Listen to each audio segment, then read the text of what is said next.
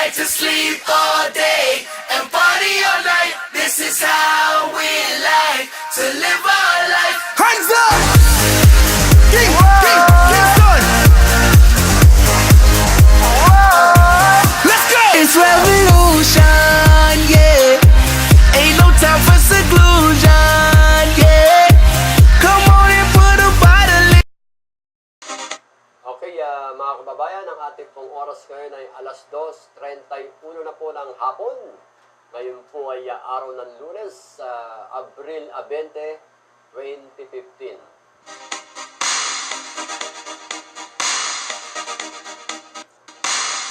Ay, nako mga kababayan, talaga naman pong usap-usapan na po yan. Itong sobrang init ng panahon natin. Ilang araw na po tayo dumaranas ng ganitong temperatura, no? 34, 35, 36, sa iba't ibang lugar po yan, no? Na ating nasasagap din sa mga balita, no, na pinaparating sa atin. At sabi nga, masakit tanggapin ang katotohanan na eto na. Sabi nga ng ibang mga dalubhasa, tila dumating na po yung araw na ang tao ay nagbabayad na. Ang problema nga, di naman yata tayo rong kabilang sa mga taong naging sanhi. Bakit? Naputol o nakalbo yung mga puno sa kagubatan natin. Di po ba? Hindi rin po mga ordinaryong tao lamang ang nagukay ng mga iba't ibang uri ng metal na minimina sa ating bansa.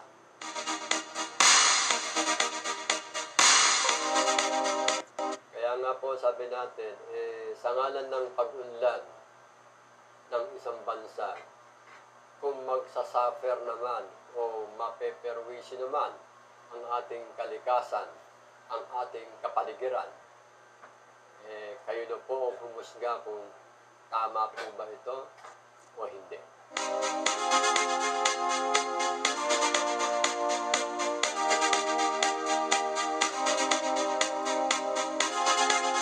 Ito na lamang po mga kababayan, no? Kung babalikan po natin itong nangyari sa ibang lugar sa ating bansa, kagaya dito sa Baler, no? Sa Quezon, o na kung saan talaga namang yung mga puno na itinumba ayon sa kanilang pagsasaliksik din na ginawa ng iba-ibang mga grupo ng mga makakalikasan.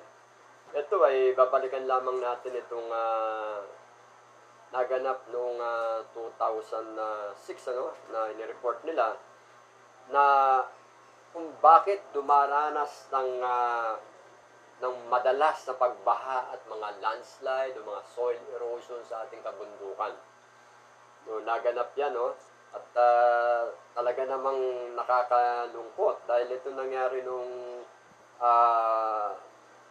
February 17, nung taong 2006, no? Kung ako yan hindi nagkakamali, sa lalawigan po ng Southern Leyte, na kung saan dahil dun sa pagkasira ng ating kabundukan doon, ng ating kagubatan, ay nagbuwis po ng humigit kumulang sa 2,000 residente na pinaniniwalaang namatay, no?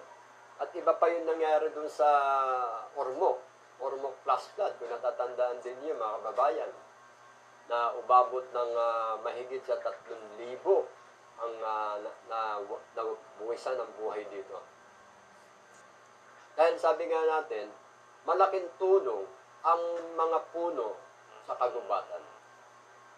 Sila po ang mga ugat po nito ang mahawak doon sa mga lupa at sumisipsip ng mga tubig kapag nagkakaroon ng tag-ulan o ng pag-ulan, simpleng pag-ulan o talagang tag-ulan, nakakatulong na malaki ang mga puno sa ating kagubatan.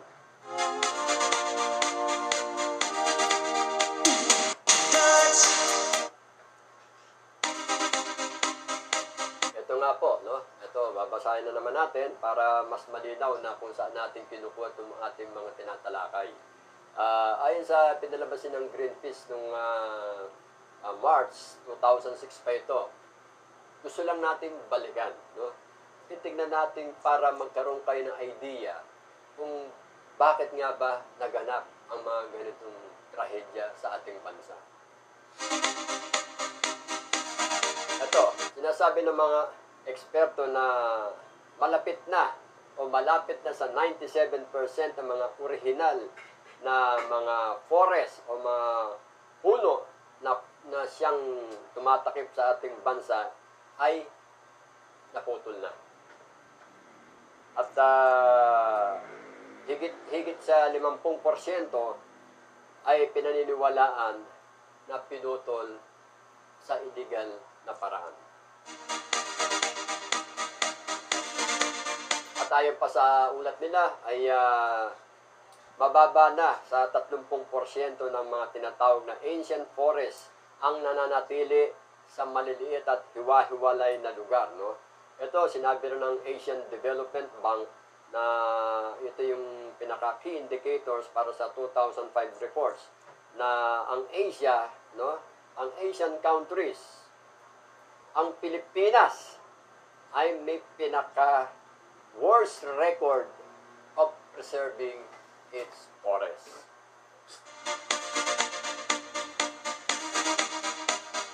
Pag sinabi natin worst record of preserving its forest, isipin nyo, less than 3% na lang, ayon sa report, ang natitirang mga kagubatan sa ating bansa.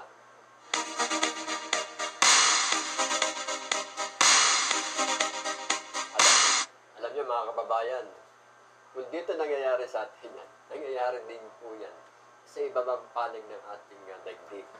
At isa po itong ating na-research din dito na yung kinalbong kagubatan sa lupain ng Sahel sa Burkina Faso, sa sa Africa to, no?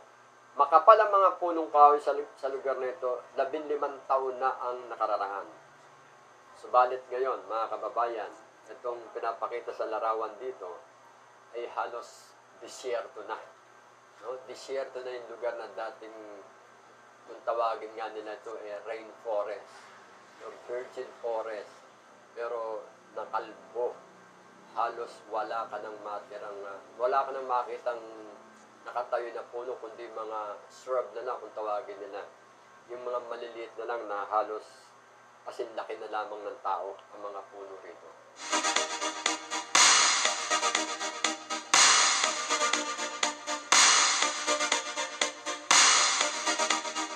Ito ngayon, basahin pa rin natin ito mga kababayan, ito nangyari din sa Africa, no? Yung isang mahalagang uri ng kahoy. Palagay ko, meron din tayo dito sa ating bansa, yung tinatawag ng kamagong. No? Kung meron nara, meron din kamagong. At ang kamagong ay isa sa pinaka-precious trees na kinikilala ng buong mundo.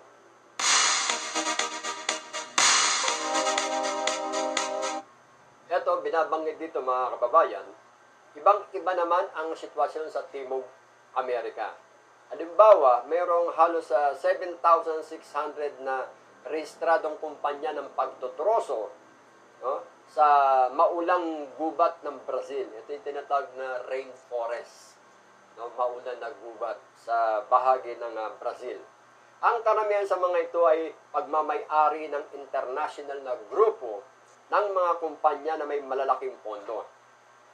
Ang isang puno ng kamagong ay nagkakahalaga lamang ng $30 sa isang kumpanya ng pagtutroso.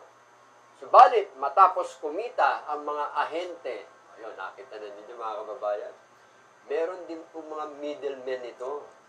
Meron din mga nag-aahente ng mga puno sa gubat. Hindi lang yung mga ahente sa soft drinks, ano? Sabi nga natin, ito, ibang klase ito na inaahente ng ilang mga tao yung kalikasan. Ibinibenta nila. Biro mo, $30 ang benta.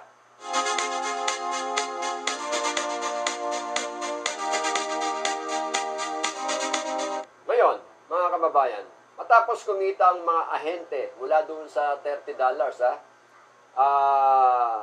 sa isang kumpanya ng pagtutroso, subalit matapos nga silang kumita, mga ngalakal, itong mga ahente at mga ngalakal at mga may-ari ng pabrika, ang puno ring yun, no, yun din, same tree na binenta nila. Kung halimbawa, isang piraso yung binenta nila na nagkakalaga ng $30, dadaan yan sa ahente, dadaan yan sa mga sinasabing mga ngalakal, hanggang doon po sa mga may-ari ng pabrika. At ang puno ring yaon ay maaaring nagkakahalaga na ng mahigit sa $130,000 bago pa man makarating sa tindahan ng mga muebles o furniture. Isipin niyo mga kababayan, isang puno pa lang yan. No? Ganon kumita ang mga tao na hindi na iniisip kung ano naman ang kahinatnan ng mga tao, lalo na yung mga maliliit na nakatira sa paligid ng rainforest ng Brazil na yon. Ganon din po yan dito sa Pilipinas. Yung mga nagaganap na pagpuputol ng puno, dapat pinag-aaralan din yan. At sabi nga, may ilan tayo na ako mga impormasyon noon na bago daw bigay ng permit yan ng DNR o sino pa mang government agency sa atin, dapat may ipakita ka raw, ipakita ka di umano ng nursery tree. Para sa katunayan, kapag pinutol mo yung puno na yan, legal man ang pagkakaputol, dapat meron kang nursery na yan ang ipapalit mo doon sa mga pinutol mong puno sa kagubatan.